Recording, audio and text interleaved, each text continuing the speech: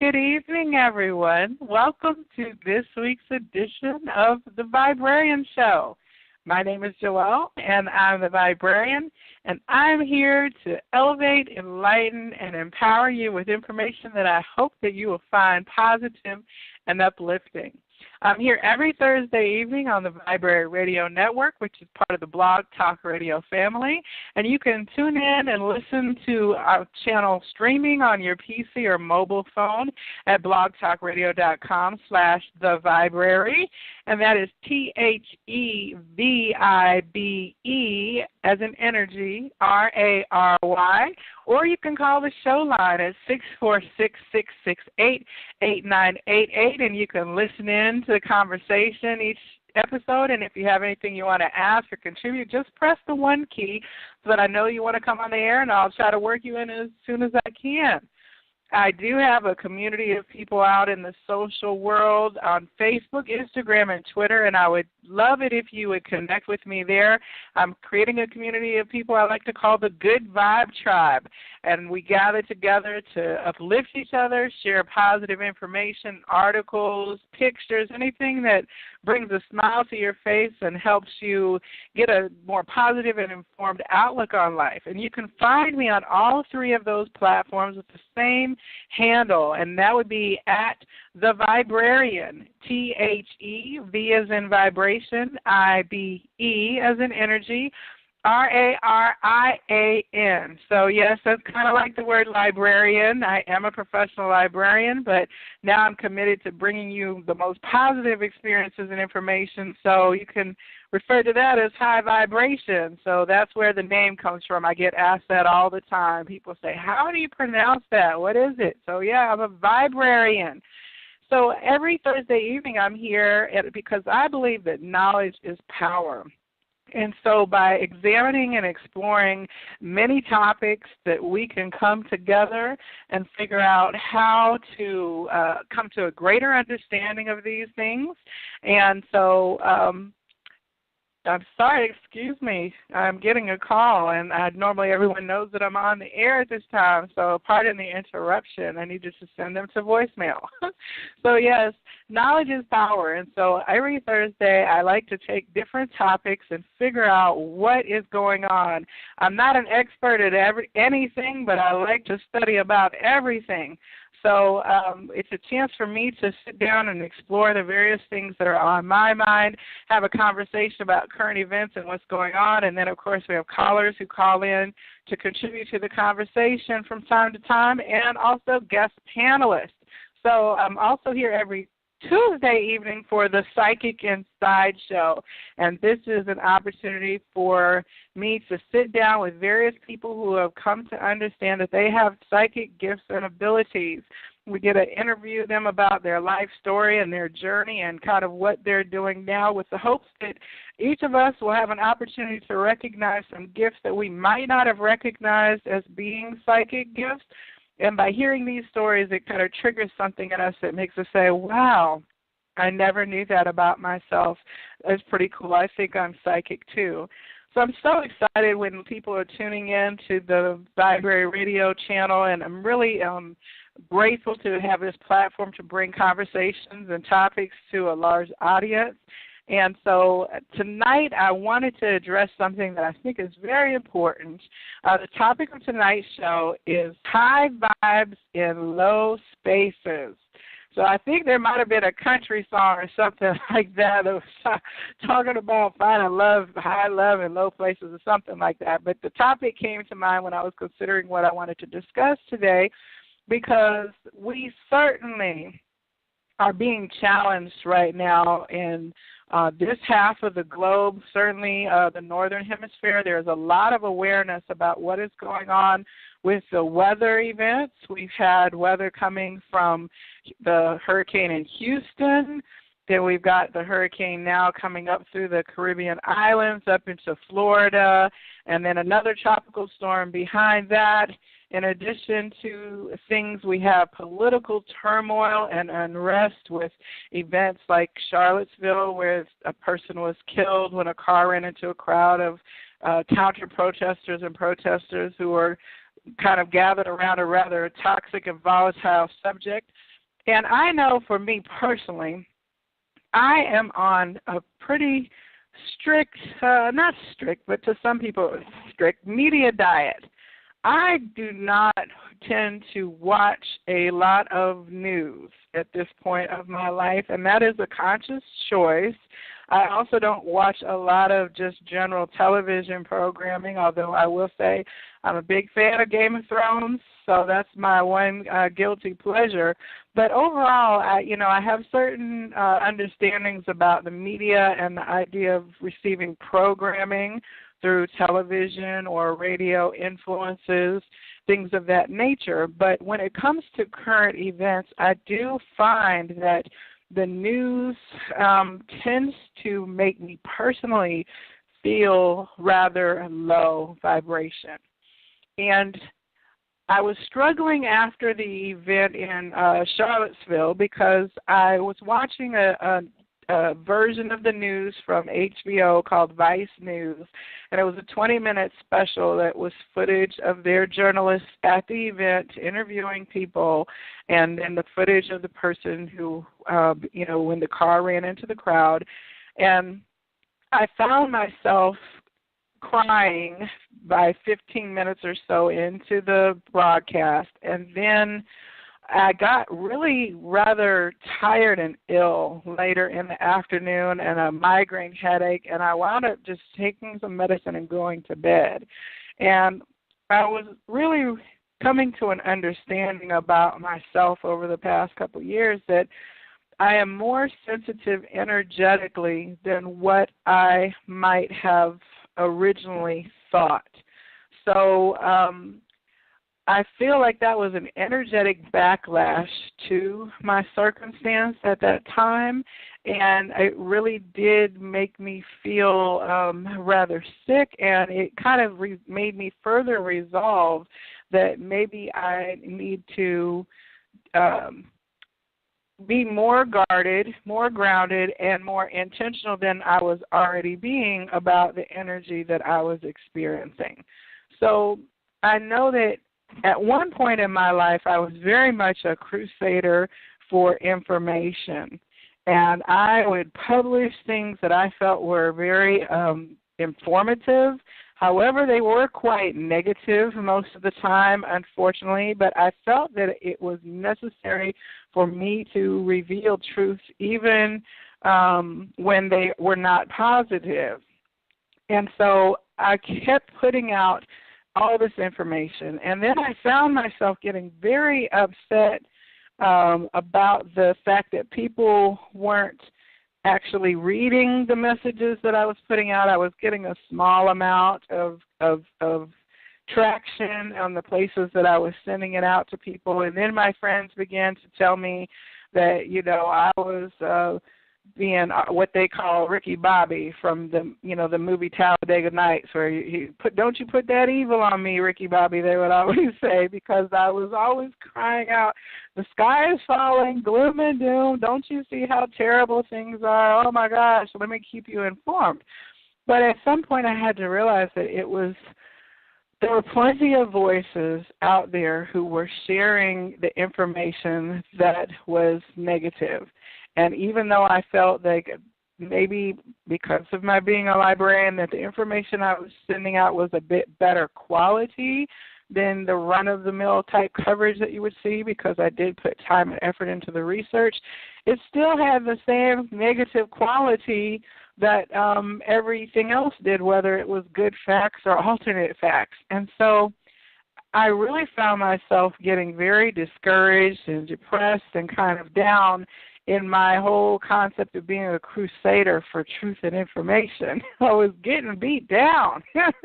So I wound up taking some time and stepping back and finally kind of looking. I think my father even said to me at one point in time, oh, what are you going to complain about this time? And I'm like, well, I'm not complaining, but I'm trying to bring attention to things that I was impassioned about.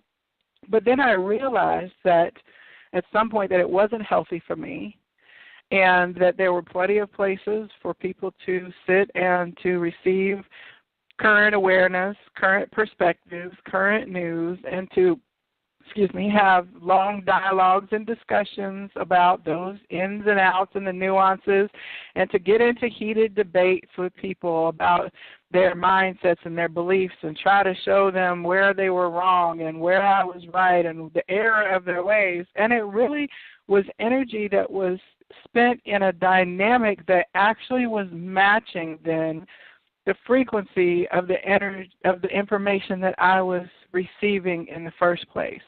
So it was like I was becoming a conduit for passing through a continuation of the negativity that I was experiencing. And that really, when I kind of wound up looking at it like that, I was like, that's not really what I want to be doing. My goal was to inspire people to be impassioned and be aware and then possibly do something and make a change. But that was not happening. So, and even now as I look at my activities that I'm doing in social spaces and the kind of conversation that I'm having, I'm needing to,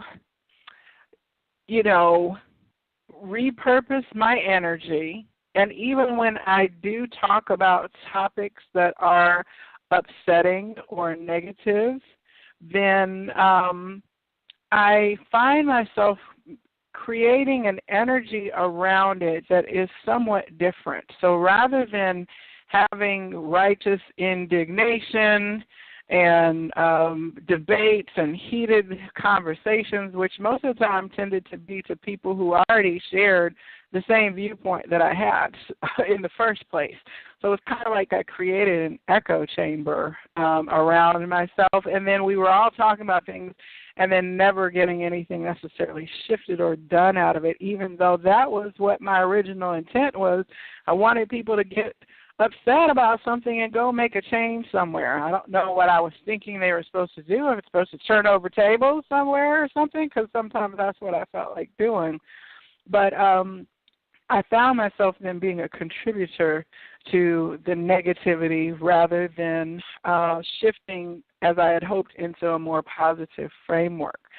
So, I tend to look at different teachers on YouTube a lot, and one of the people who came to my awareness over the last few years is Abraham and Esther Hicks, and they talk about the law of attraction and using your vortex, putting out energy into your vortex, and then books like The Secret, which talks about how the key into manifesting is the energy or emoting or emotion that you put behind something. So I, realized that I was creating a continued my own personal vortex of upsetness, stress, anger, jadedness, excuse my grammar as I'm grasping for words, but I was sitting in my own little stew that I was making, and I didn't even realize that I was doing it. So what I began to do, well, first of all, I really disconnected. I went out of the country for several months, which was somewhat helpful in terms of moving away from some of the kind of we tend to get in a funnel or a tunnel vision in the reality when we're in our day-to-day mundane life. And I highly recommend to people, if you want to really shift your energy, you're feeling stressed, you're feeling negative, you're feeling upset, travel somewhere. It doesn't have to be far. It could be an hour or two outside of the town where you live. Travel somewhere and turn off your phone and go experience the energy of the earth in that different place. And I think the Corona commercial said, change your latitude, change your attitude. It really can help move you out of a routine rut of an energetic kind of track that it gets worn into your mindset. And face it, we all kind of face day-to-day, okay, my commute. My car can almost drive itself. Sometimes I just check out, I get to my job, I'm like, oh, my God, how did I even get here? we get in those tracks and those patterns and behaviors. We know the 6 o'clock news is coming on, and we're going to watch that, and there we might catch the 10 o'clock news, or we might catch the 6 o'clock news in the morning before we get up, or we listen to the radio on the way to work, and we catch our news and current events that way. So it's almost like we give ourselves a repeating dose of the same negative medicine, and it's almost like our body gets primed to those routines then, and then we worry, well, I missed the news. Did I miss something? What's going on? I can say from my experience, there is not a lot that I miss, but there is a lot that I miss. So what I say to that is, like, I was talking with friends, most of them will bring up things that they heard that are really, truly important. That's how I heard about the Charlottesville protests and things when they happened, but I didn't hear the spin doctors and the commentaries and talking heads. I just heard the commentary from my friends. And from time to time, I will also then see through social channels things that tend to be trending or higher level. And I do realize that this is, a rather narrow place to hear things. But overall, I really value the news from the people who I know and care about. Their lives is much more significant to me than some of the things that are reported on typical news, the so-called news channels, local and national, like CNN headline news and things like that. So, by shifting into a more small, in this little tiny corner of the world, my corner of the world, changing my filter factor, I have found that was very beneficial to me. Now, did I know that there was a tiger loose in Atlanta a couple of days ago until somebody told me about it? No. I was like, well, damn, I missed the tiger. Poor tiger got killed, I guess. But I feel like the way that it was presented to me in conversation actually wound up being much less of a negative impact to my spirit than had I been watching if it was on the news and they were all, talking about it. And I think that somebody else was tasered and then shot here in Atlanta as well, which is, deaths of animals or people is never something positive that I really want to see in the news. And I understand that it does have impact on us as society. But honestly, it was much more important to me when I learned that two of my friends had loved ones pass away in their lives. One of my friends lost his mother, and another of my friends lost her aunt. So that kind of news and being able to spread that kind of news to the people who cared about those individuals and wanted to know it ultimately was so much more satisfying than it was when I was watching the news and trying to pass on news articles to people. So, it's kind of like you can shift yourself local instead of global and still have a global impact. And by that I mean if you are a person who, like myself, I was very impassioned about changing the world and changing the society. And at one point in my life, I definitely would have been out protesting, been a protester, rode the bus up from Atlanta to D.C. to protest back in the 90s with the Gulf War, when all of my classmates were having to leave because they were in the reserves and were being called up and things like that. So it was, I'm definitely a person who is way more, this is a person who is politically concerned. But was my chanting and waving a sign actually effective? I don't know. It made me feel like it was, and there certainly is a lot of merit to be said for people who, went to the Dakota Access Pipeline and who stood up for something. So I don't want you to think that it is not a helpful means to achieve a goal.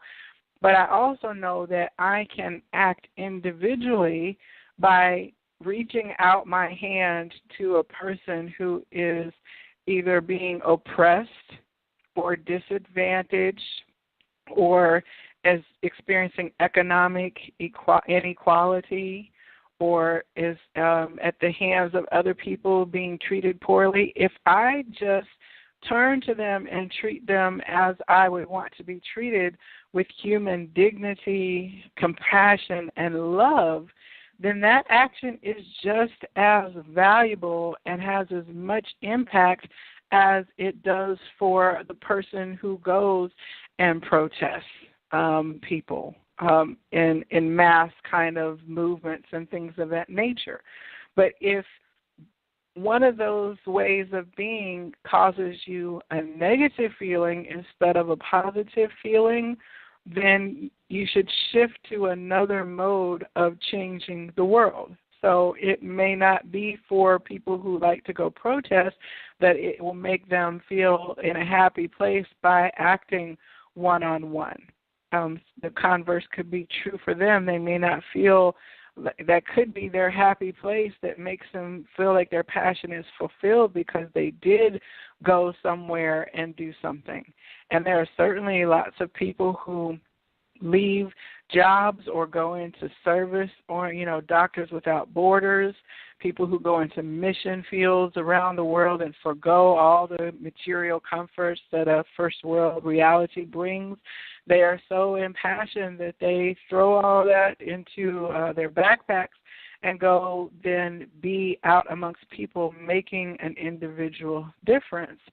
And, I have a very dear friend who works in a Native American community, and the resolve that she has to maintain in the onslaught of long-standing systemic issues that she was not the creator of and has only a certain level of ability to affect change, and it is in a case-by-case basis really working with children in the Native American community in the tribes, and how to keep your resolve up and keep positive while you are in the face of an innumerable amount of odds, just like a grain of sand in a beach on an ocean when you start to look at some of the compounded nature of our societal challenges and struggles.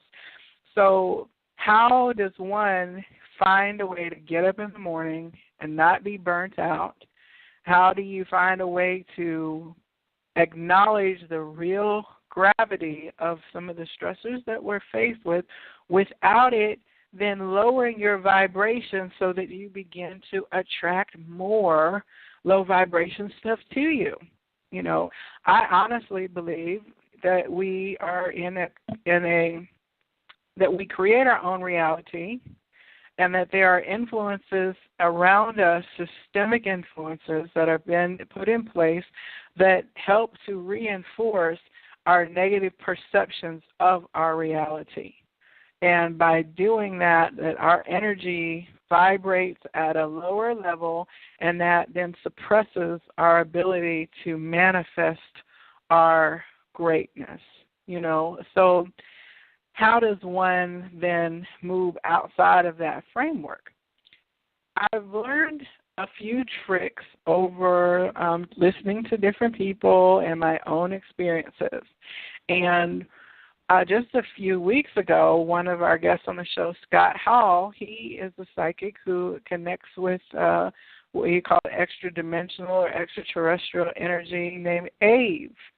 And Ave indicated to him in his teachings that laughter is love in expression, and that laughter is really such a beautiful thing. So one thing that, I try to do is keep a good level of humor in my life, and to get, as Cat Williams would say, my 7 chuckles a day, right? And I really do look now to make sure that where I am laughing at is not at anyone else's expense or misfortune. There was a time in my life when the internet and videos were first coming out, And I, like everybody else, was on E-Bomb's World and places where you could see people taking tumbles and falling and making fools of themselves, or people being ridiculed and not even knowing that they were ridiculed and things of that nature. And I try not to actually. Well, I do think it's funny when cat videos come up and the cats get scared and things like that. People are like, oh, that's so cruel. But, no cats are harmed in the making of these videos, you know what I'm saying? So, but I do try to look at the kinds of things that I find humorous, because that is one of the tricks, right? A baby's laugh.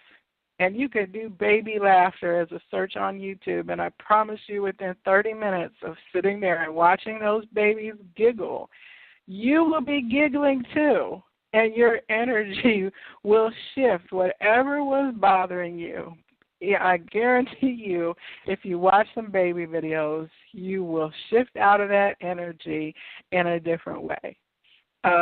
There's other things that people, whatever your little genre is that makes you chuckle a little bit, or better yet, makes you laugh out loud. Children, what do you hear them on the playground? They're screaming and laughing as they run away from each other. If you tickle a child, they get to screaming and laughing. If you tickle me, I'm going to scream, laugh, and I'm going to have an asthma attack, which might make you laugh, you know what I'm saying? But overall, there's ways to engage that freedom, because laughter really is and can be an unrestrained activity that is infused with joy. So put in your pocket your joyful laughter giggle moment. It may be a joke that someone told you. It may be a fun time that you had with friends. It might be that baby video that you bookmark on your phone, so that you've got your emergency laughter kit that you can pull out, something that no matter what, you're going to giggle every time you see it, right? Put that in your toolbox, okay? How to elevate yourself on a consistent basis when faced with stress. Unplug and disconnect. I promise you won't miss anything if you do that. You will get caught up on the information that you feel like you might miss, but step back from it if you find yourself in a negative emotional loop, because I promise you that loop will continue to spiral downward. It's not likely to spiral back upwards again once you're on that track. It has nowhere to go but down, and it's up to you to just stop the movement on it, pause, and then pull out your little giggle kit and then shift out. The other thing to do is to go outside in nature. All you have to do is stand outside and just look around at the little things that are happening around you and be in that present moment. Because no matter how things may look on TV, if you go outside and the neighbor kids are riding their bike down the street and your other neighbor is watering the lawn, or there's a smell of fresh cut grass, maybe there's the scent of rain that just happened, or the leaves and the wind is whistling in the trees, or the clouds are really puffy in the sky and making interesting shapes, or the sun is bright and cheerful. All of those present moment observations then will help you shift from what you're seeing is a supposed worldview and what you're experiencing through television or media. Now, if your job is the place where you have to go that makes you feel worse when you get there than you did when you woke up in the morning, if you automatically start a downward trend like, oh, God, here I go again, that speaks to the fact that you are going to need to examine what it is you're doing and who you're doing it for. There you can pull out your giggle tricks and walk outside at your lunch break only so many times before you are going to be faced with the reality that, you know what, I'm just really not supposed to be here.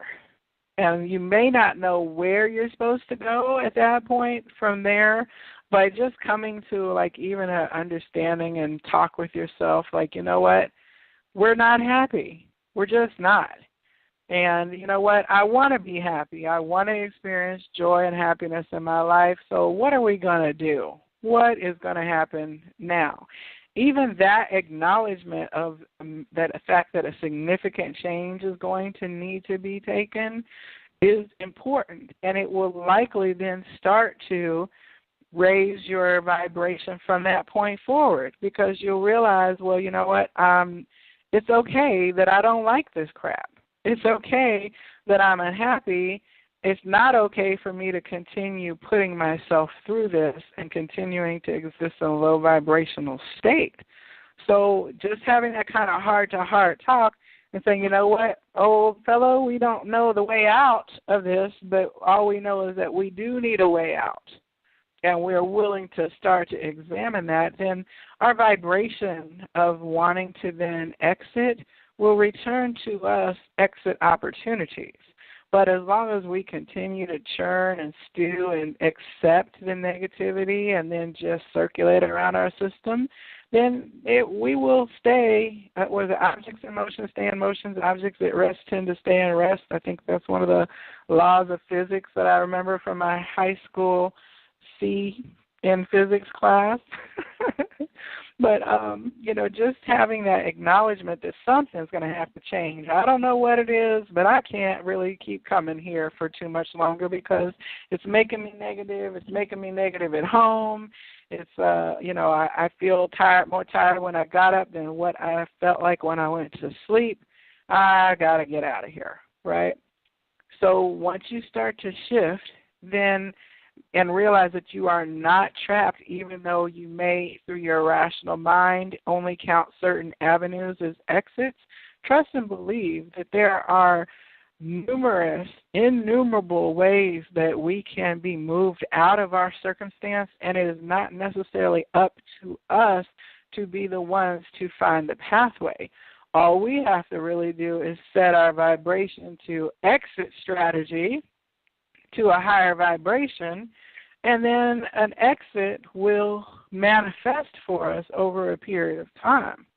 So, you know, that is one of the things why I say it's so important to understand how to keep your vibration high even when you might be facing a low vibration reality or circumstance. And again, everything is just temporary. We are never, I had a good therapist one time. I love her to this day because she helped me put in a lot of frameworks into my life that have been very helpful to me. But she said, now why do you want to go put a period at the end of the sentence? She was like, you don't have to do that. And at the time I was making some bold declaration, well, I'm not so-and-so, I am such and such, period, right?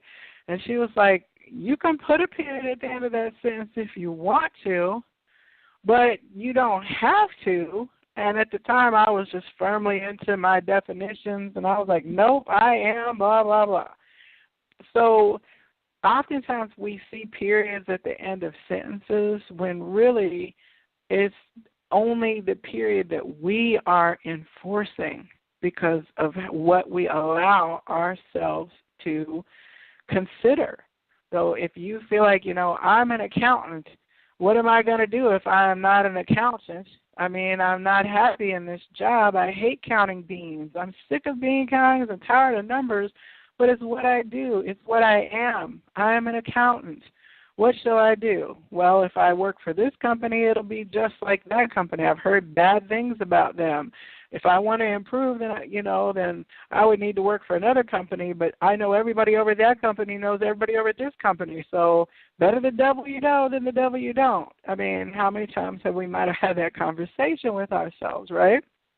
But if you take that period off the end of the sentence that says, I am an accountant, and you realize that you were giving yourself an expectation and a definition that was keeping you in a certain kind of container and in a certain vibration, then you become free to move about the country, as they say on the airline commercials. You know, if you take that period off and say, well, I have been an accountant, then that leaves a hole. Well, okay, that's what you have been.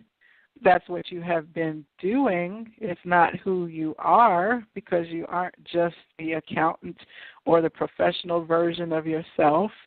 You are now free to receive energy outside of the definition that you gave yourself. What if you're not an accountant?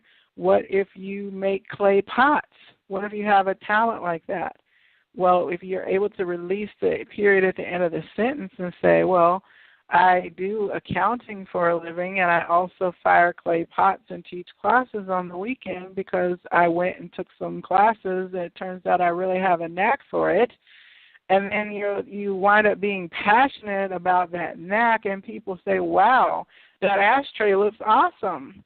I want to buy one of your ashtrays. And you say, oh, I'm passionate about making this ashtray. I was so creative. I stayed up all night to make it just so perfect for you and fired it and painted it and everything. I'd be happy to sell it to you. Next thing you know, your exit strategy from I am an accountant has appeared for you. Right? So it's interesting that so much of what we experience is of our own making. We truly are the creators of our own reality. So one of the things that I've learned as a tool is that every day when I wake up, I consider myself like a computer, but I have an operating system. And just like I load up my computer when I shut it down and wait for everything to boot up, in the morning I am booting up into consciousness. And so the first thing I do is put in my antivirus in place, which is when I set my protective energies to say, you know, I am a sovereign being. I am the master manifester and creator of my own reality, because I am an aspect of creator source functioning in human space. I mean, and this is my personal framework that I'm speaking of. And I am surrounded by a protective energy shield. And I envision myself kind of coming into awareness and putting that around me so that nothing has my permission to affect or enter my reality,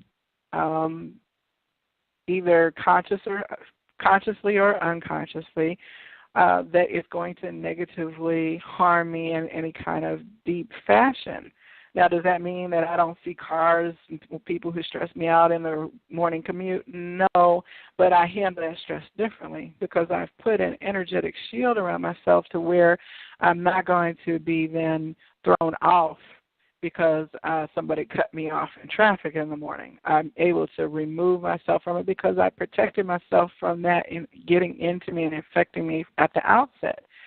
The second thing to do after I, set my boundaries is I put the energy of gratitude out.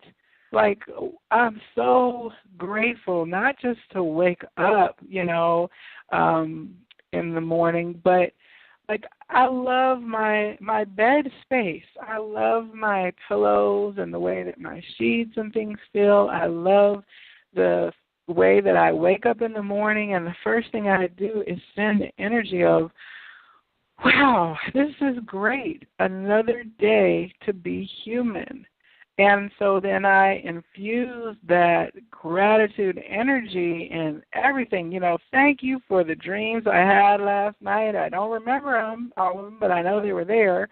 Thank you for feeling rested this morning and for the sunlight that is peeking through my windows. I'm just really so grateful. Oh, it's a rainy day today. This is beautiful. Oh, I love the sound of rain on my windows, right? I immediately just run through a list of 4 or 5 things and reasons why I'm happy just in that moment.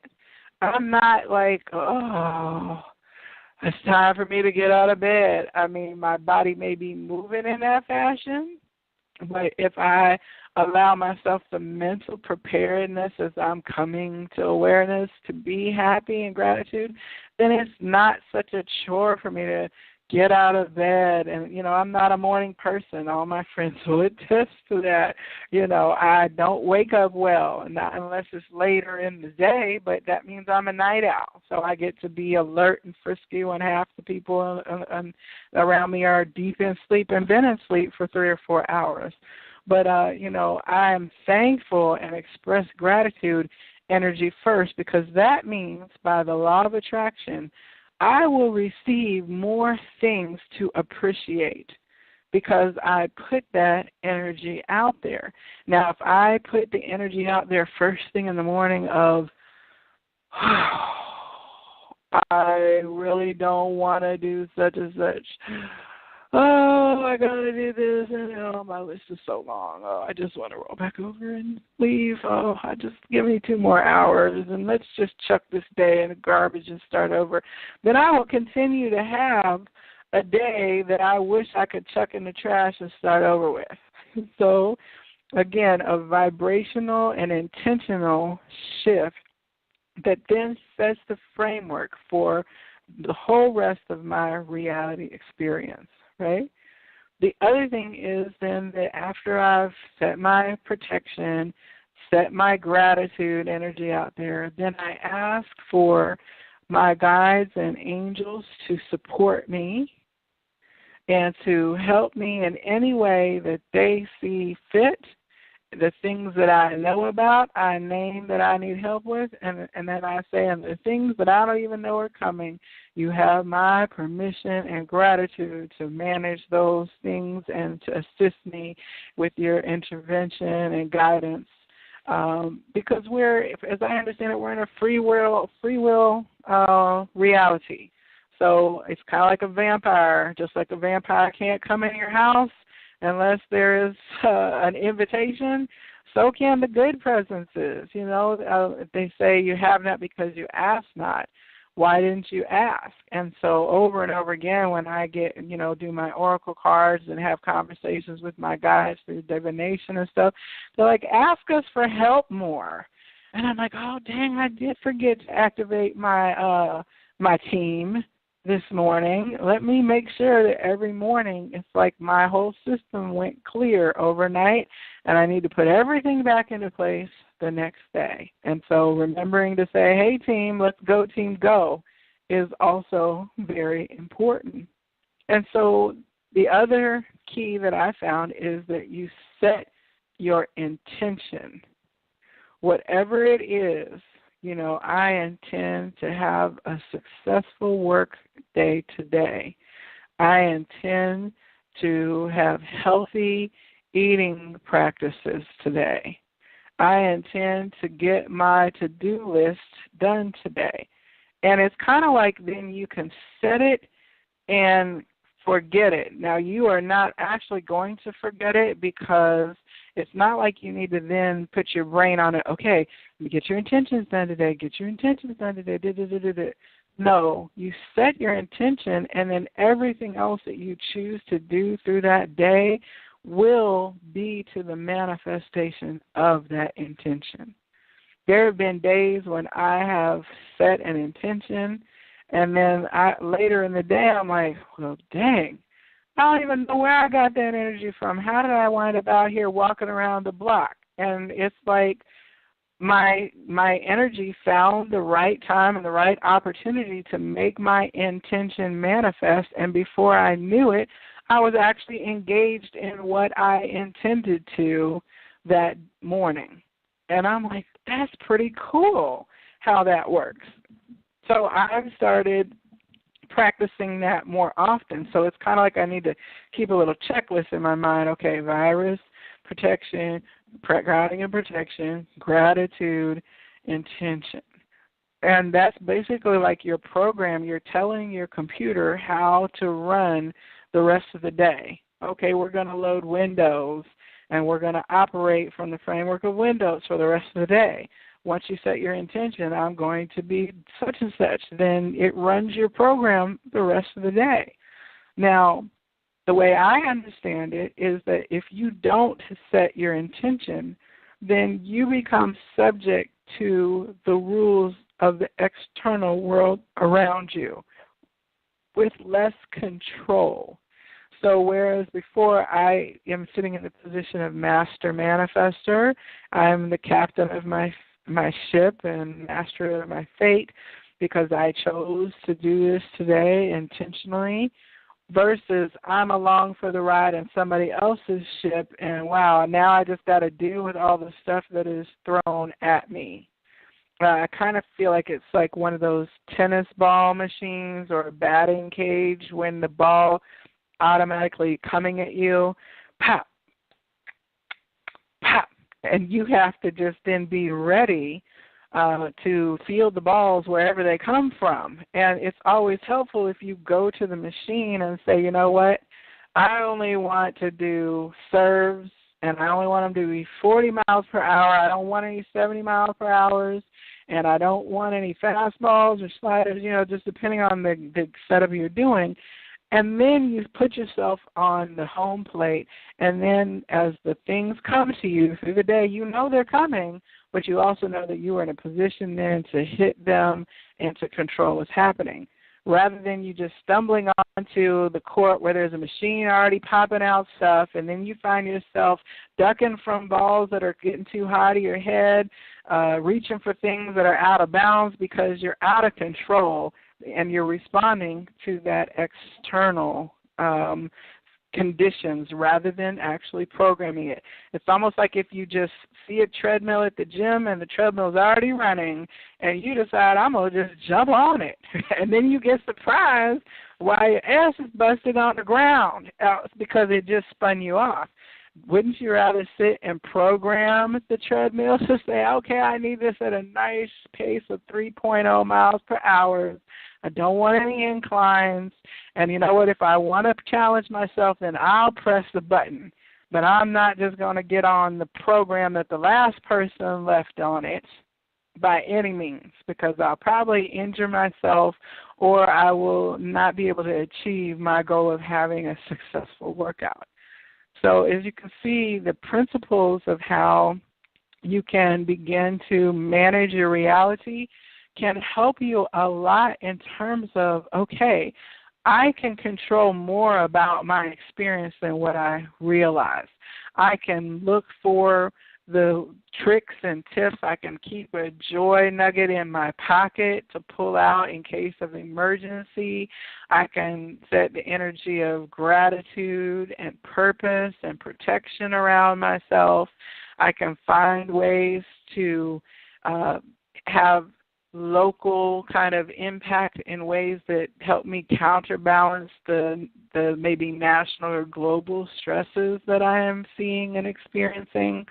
So there's a whole, hopefully a checklist that I've been able to help you see as I've been speaking this evening at ways that you can approach maybe shifting yourself out when you do find yourself in a low resonance and repeating it, an echo chamber that is going back and forth and back and forth. Now, we have had some callers who've been listening this evening on the line, and I want to bring at least one person on here to see what your experience has been with high vibes and low spaces.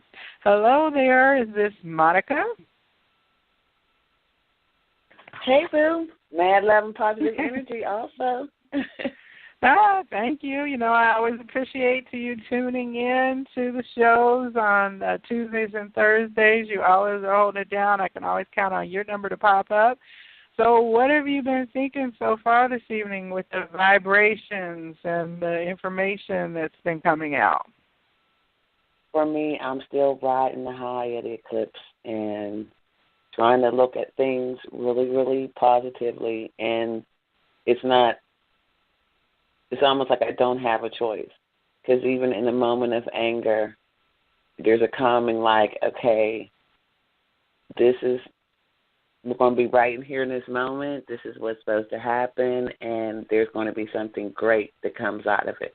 And I did the same thing that you did. I slowly but surely started to unplug from social media, because it can be too much. And you find yourself kind of, in a way, channeling in someone else's rage to a point. And you feel yourself kind of off, like I didn't start off the day feeling like this, but just a couple seconds looking at the different things that are going on, things that have been going on for a while, but now they're televised, and you just like, wow. And that sadness, that, the complete anger of why, and not having a justifiable answer to why, and just send people to try to build their own thing. And it's not doing so good, but we're on point. That's why I kind of look at it. We're on point after everything that we have gone through as a global community. This may be our final step. So just try to find something positive in everything that's going on. Like you said, unplug from the social media. Let yourself be that light that you want to see. But for me, I have to be honest. I still, because of my experiences, I kind of I split my personalities kind of differently. I have my portion that I section off as what I call my beast, my rage. And it was a way for me to, based off my experiences, it worked out for me for a time. And as I've gotten more of an understanding of how much love extinguishes and shrinks that part, that aggression, I started to understand that is not an option, and that option is always destructive to both. You know what I mean? It's destructive to, no one is a winner. No one comes out on top. Like you said, in Charlottesville, a young lady died over just something that is completely was unnecessary, and a man's loss of control and just complete rage. Now, I know you. One thing I noticed about you, I know from our conversations over years, I and you were very similar in terms of things make you want to get up and turn over tables. You know what I'm saying? Yeah. And makes you want to tussle with somebody or something. And so you try to channel that energy into, you know what, I'm going to send this information out because other people are going to be just as upset as I am by this BS. Now, do you find that winds up actually affecting your energy positively or negatively when you vent, or not even vent, but when you're operating as a illuminator, if you will? Well, yes, definitely, but I started to see of it more of a distraction than anything, more like a get me off my game kind of thing. I'm definitely the person that tries to keep everyone informed and in a space of gaining and always obtaining information. But there were a couple times, after a while, I just had to, like you did, look at it like, okay, and paying attention to the responses and the comments, I was like, am I fueling it myself with my energy? And how is that a benefit to me and the person on the other end that is receiving it? Because if they're not in the place where I am, they may not be able to worked that out in a place of dealing with it differently than to go violently. It took me a minute to figure out that was, I always knew it was a last result, you know what I mean, for any situation that I went through. But it was a way for me to release. Right. But the carnage after the release wasn't worth it. Mm-hmm. You know, and it took me a minute to really realize it, because there was times when that, you know, like what I call my beast, when it was released, it was an unlocking for a cage for me. You know, not to say that there wasn't, you know, a damage that was done, but it was more in me dealing with some things from my past, some learned behaviors and different things, like I said, but it was also freeing. But, again, that's not something that you use in every situation, and that is the last resort. And that's the thing, you know, be informed. I really believe people should be informed. We're in a technology age that allows us to see what was hidden. You know, it's like you tell somebody, you know, this is going on. Well, I didn't see it. Now you see it. You know, so, and even in the acts of visual, people are still blinded, you know what I mean? So there has to be another avenue that we can use to get in. And the ultimate healer of all is love, you know what I mean? So you got to figure out, as for me in understanding my gifts without a period, I had to bring myself dragging, screaming, and kicking into it. Mm-hmm. But mm-hmm. it feels, the boost that I get once I can see the positivity and, you know, again, to stop and know that it sinks in. You know, I think it was a parent's thing that, you know, when you yelled, nobody is listening to anybody. So your yelling wasn't, you know, your yelling was in vain, because the person is not hearing you and you're not hearing that person. So, you know, take the yelling out and calm down and then speak, and then sometimes you'll hear things that you didn't hear because you was yelling. Right. You know, and well, I also believe definitely. Oh, go ahead and finish your. No, I was going to say love, that love thing, boy, and used in the right way, it can literally break, burn through, demolish pain, pent up aggressions. It's so much, because I'm coming into this space where that's what the problem is. We don't love enough. You know what I mean? We have been taught to love material things and this, that, and the other, and because they can't give us love back, we're lacking, and that causes a lot of the, you know, mess. And if we can just get a little love, a little hug, a little how you doing, a little smile, you know, that goes a long way in pushing people into the right place to give them the rest of the transformation. That's coming. Well, that's here. Loving energy is the most powerful energetic force, you know, that can be utilized in this particular manifestation. I mean, I think love and gratitude is a child of love, because it's an outpouring of your love of life and what you're experiencing that it causes the feeling of, wow, this is so beautiful for me.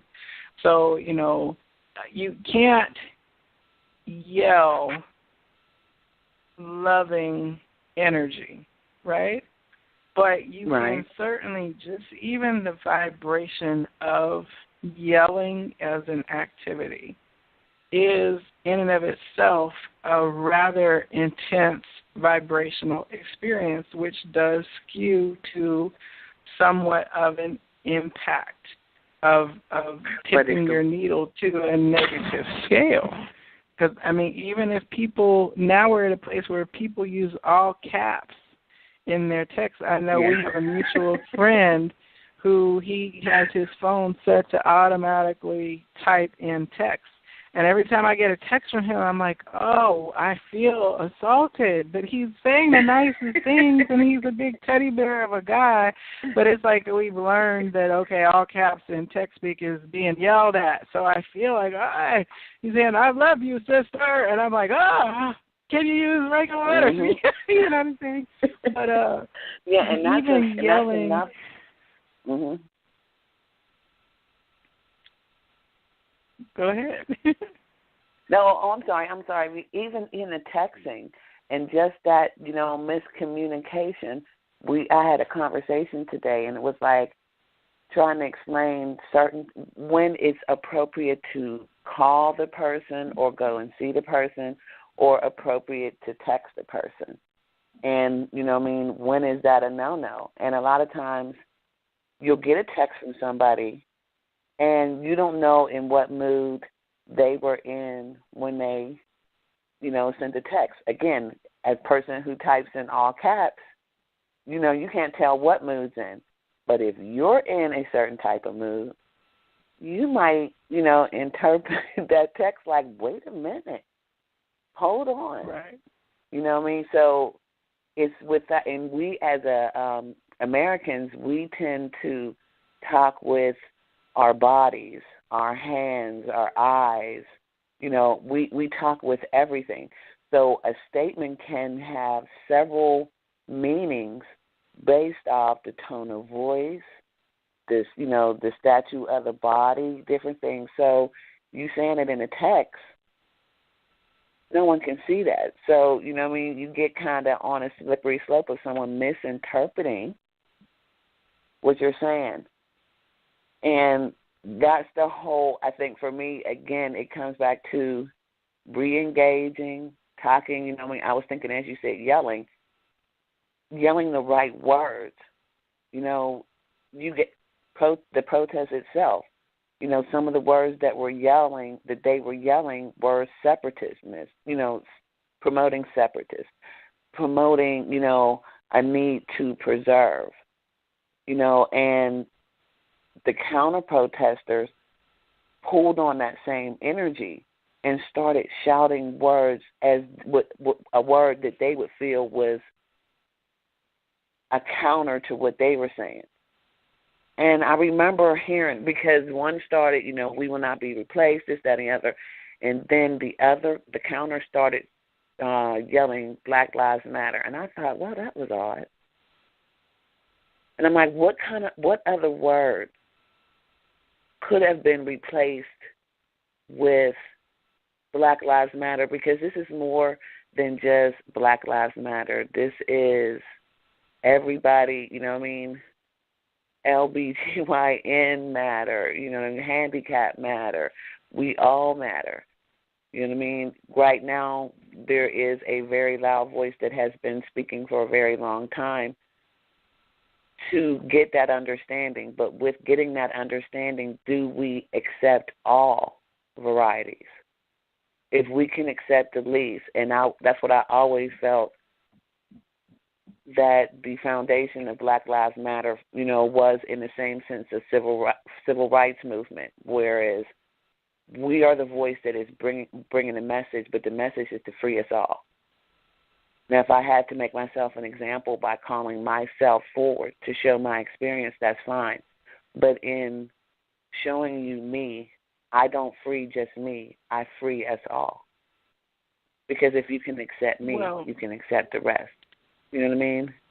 What I feel is that and I had a conversation with a friend in another state who was quite disturbed because she was starting to see a segment of Americans that she never would have thought had existed anymore, and she was starting to see the seamy underbelly that was emerging, and she was very, very discouraged and upset. And my conversation with her was like, but did you and your husband perpetuate these ideas? And she said, oh, absolutely not. Absolutely not. And she related a story that when she found out her son had been participating in activities that were discriminatory or prejudicial, she immediately addressed him in a very strong way about the values that she and her husband had raised him with. And my words to her were that in and of itself, that you did for the last 20 years of your son's life has the more impact, even though he might have slipped into a behavior or a mindset based on the environment around him and his high school and things like that. What you did for raising your children and the kinds of grandparents that you will be to your grandchildren, the kind of environment and tone that you just took as matter of reality, that in your reality all were equal, and that's what you then created for your children. You did more than you could ever do by going to a protest and standing across a police line screaming at another person about their viewpoint. And I think we touched on it last week at one point that I think it was the Dalai Lama who said, you know, I am not going to fight a war for peace because that is really antithetical to the concept of peace. Right. So, no, I'm not going to wage war for peace. I'm not going to kill people in order to achieve peace. And I think that some of the most powerful protests actually have not been the ones that have been with yelling and violence and where there's been tear gas and bloodshed. It's been when people silently lay their bodies across the street to show the impact of the number of lives lost in certain things, or when people silently change their economic structure to exert pressure on systems and structures. That's not people yelling across protest lines where permits have been granted and things of that nature. It's actual actions on an individual basis to say, I take my money out of this system, I take my energy out of this system and divert it elsewhere. And I think that's the key, because everything that we're talking about is just energetic expression. So if you take your energy out of a negative loop, if that means watching the news and then sharing bad news with people, if that means going somewhere, experiencing something bad, and then getting angry in return for it, any of those things are negative, energetic exchanges.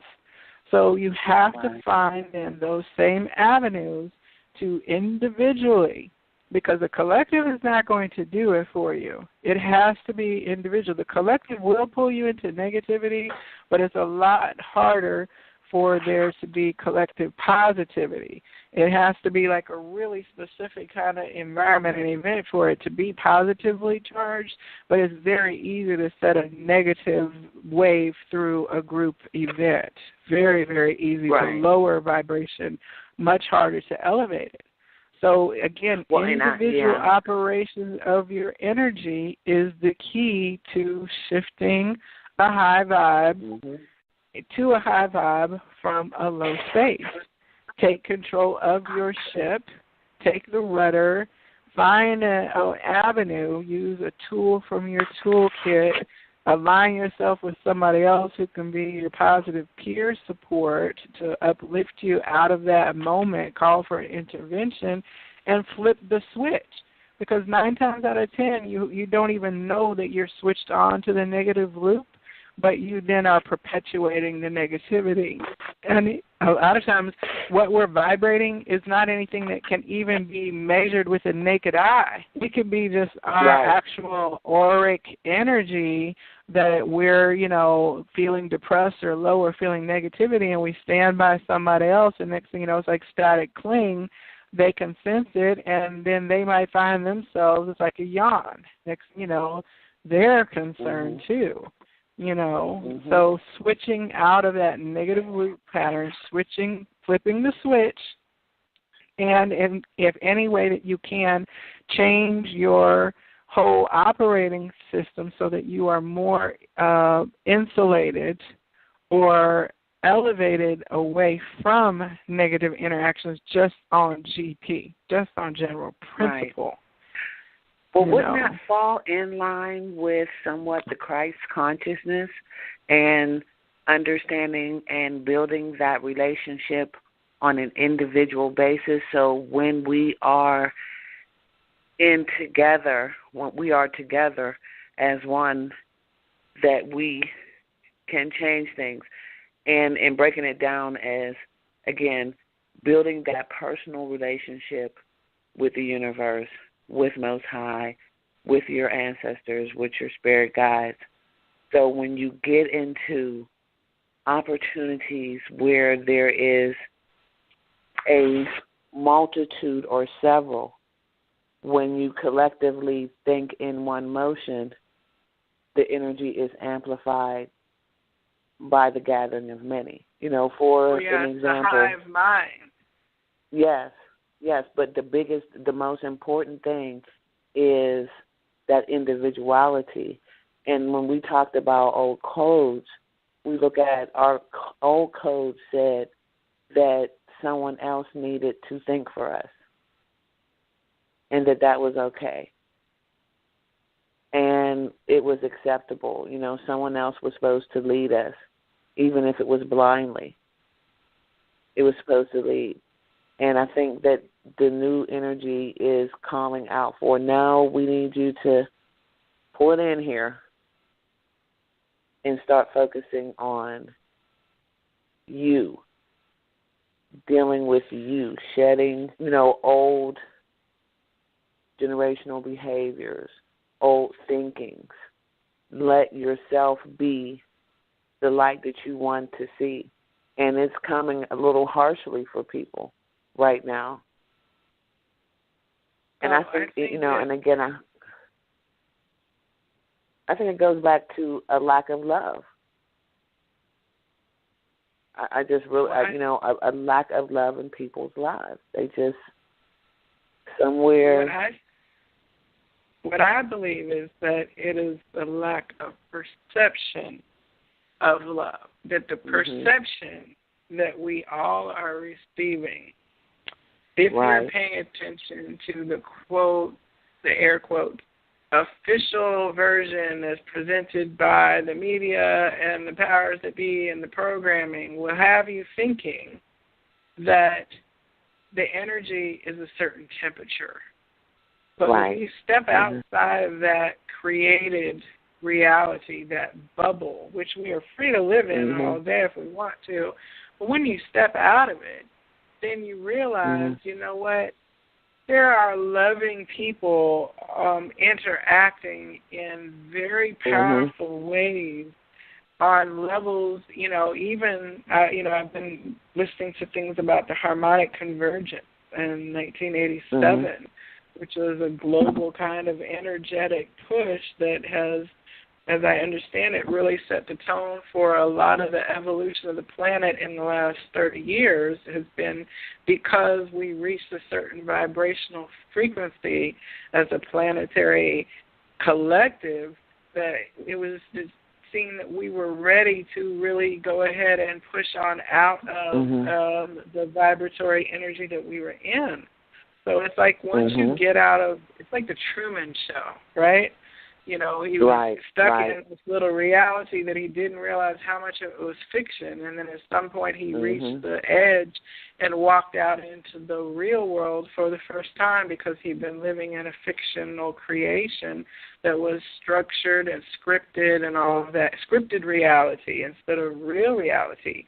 But when you're able to then step outside of that, that's why I tell people it's very good to get out of your rut and go leave town, go somewhere where you don't know the people and just be around the people. Don't bury yourself in the phone and get connected back to the people who you left to get your energy shifted from. Right. Be where you are. Turn off the TV, step away, have a conversation with somebody, pull up a YouTube video of baby giggling. There's still babies giggling in the world. You know what I'm saying? How bad can the world be that there are not still babies being born who are laughing, kids who are playing and having fun on the playground? They're not all, bullying each other and doing all the things that we tend to hear about. There are kids who are joyful. There are parents who show them love. There are neighbors who hug each other and care and concern for each other. So really it's a matter of sometimes wrestling yourself away from the reality that is being put forward to you and taking actual purposeful, intentional steps to shift your perspective, and sometimes that means you have to detoxify and change your diet. Again, media diet, people diet, job diet, whatever you need to do that you might have to actually exert a little more discipline and purpose about. But when you do, you'll find out we really are in one of the most positive, globally connected times where we can see the good things that are happening 3,000 or 30,000 miles away. We can be connected to see the smiles of our loved ones even though there may be distance between us. We can make new friends and find out they're not so different as we are. Things like tragedies, disasters, global unrest, they do call to the deeper concern and move people to donate money to good causes or to pack up and go to do hurricane relief. All those kind of things are happening, but if you only pay attention to the one version of it that's put out there, then you will think that things are much different, and your spirit and your body will then accept on many levels what it is you are saying is the reality of the moment. So wrestle yourself away from the grip of that, and you'll discover that your whole perspective all of a sudden is like, oh, wow, I didn't even realize how much programming I was receiving. I didn't even realize how much my beliefs were being reinforced by the diet that I was eating. Right. The song that keeps playing, that started playing in my mind was LL Cool J's song, Who Do You Love? Who Do You Love? And I think that people need to, when you start to fall in love with you again, you know what I mean? You see that change in wanting, like you said, to change your diet, wanting to connect, you know what I mean? And it starts with that loving you. Who do you love? Do I love me enough? And when you love you enough, that just kind of like flows out, and you want to give that love and show somebody else how to love yourself. And in loving yourself, you love everything that is around you. So for me, I look at it, who do you love? Even in concepts and, ideologies, who do you love? Do you love the TV? Do you love social media? Do you love your car? Do you love your money? Those are all things that can't love you back. So who do you love? So, that's my thing. Who do you love? Love yourself. Well, you love yourself, it'll flow out.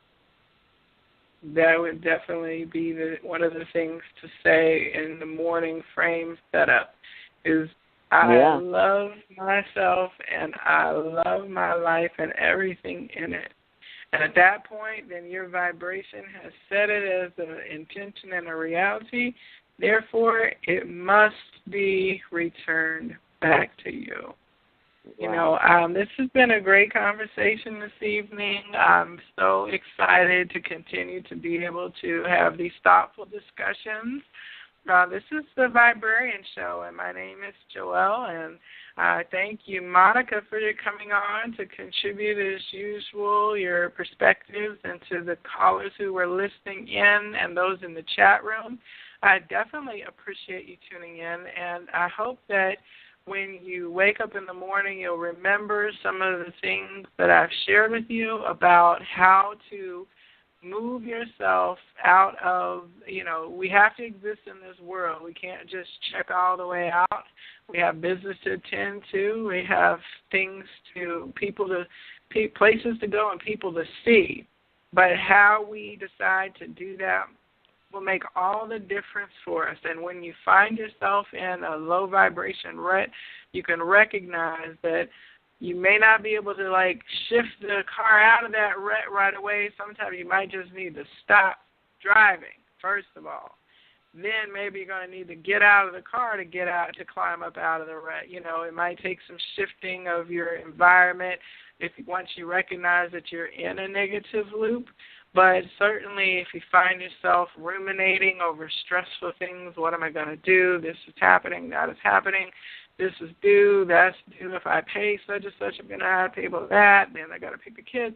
All that kind of stuff, it will continue on and on and on and on if you don't stop and say, you know what, I'm so grateful for this little giggle box in my pocket. I'm going to pull it out and I'm going to joyfully laugh for a couple minutes. And then I'm going to look at the trees and the nature and the beautiful world around me and observe the people who are just in it, acting on their everyday impulses. And I am going to approach things differently after this moment right here. Awareness is the number one way that you can look to begin to live a purposeful life. Awareness on all levels. Who am I? Who do I love? As Monica said, who do I then love around me that is a reflection of me, and all are a reflection of me? And how can I then express this joyful high vibration of love and delightedness for this experience and this journey? How can I get some more of that? So, this has been the Viberarian Show. I will be back on next Tuesday for another episode of the Psychic Inside Show. And my guest on Tuesday is Kimberly Viberary. I hope I'm pronouncing that right. We haven't had a chance to connect yet, so I can get the pronunciation as it should be. But she is a local Atlanta psychic healer and coaching person, and from what I've experienced, her energy is so positive, so I'm very excited to get to learn more about her on Tuesday. And I believe next Thursday on the Viberarian Show, we're either going to be talking about extraterrestrials or the medicine journeys, such as ayahuasca, peyote, sapo, which is from frog medicine. We're going to talk about DMT and the brain functioning that happens when these psychedelic journeys of the self are experienced. And I'm hoping to have a couple of panelists for both of those shows. So it really is going to depend on who confirms with me for their availability on either this Thursday or next Thursday. And I do want to remind you that each episode is posted over to the VIberary YouTube channel. I don't have a custom URL yet because I don't have enough subscribers for YouTube to go ahead and assign me my little virtual real estate, but you can always search for the VIberary, VIberary, and find episodes that have been previously recorded on the VIberary Radio Network. You can also subscribe to this podcast on iTunes, and to all of the people who are listening to this podcast throughout the week in your cars, on your iPhones and iPads and things of that nature.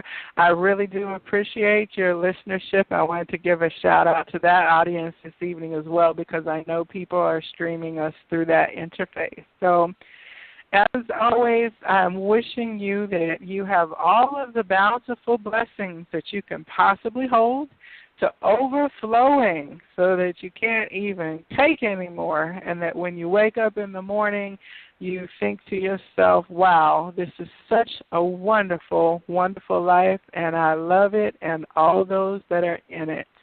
Until next time, I honor the light in you. Namaste.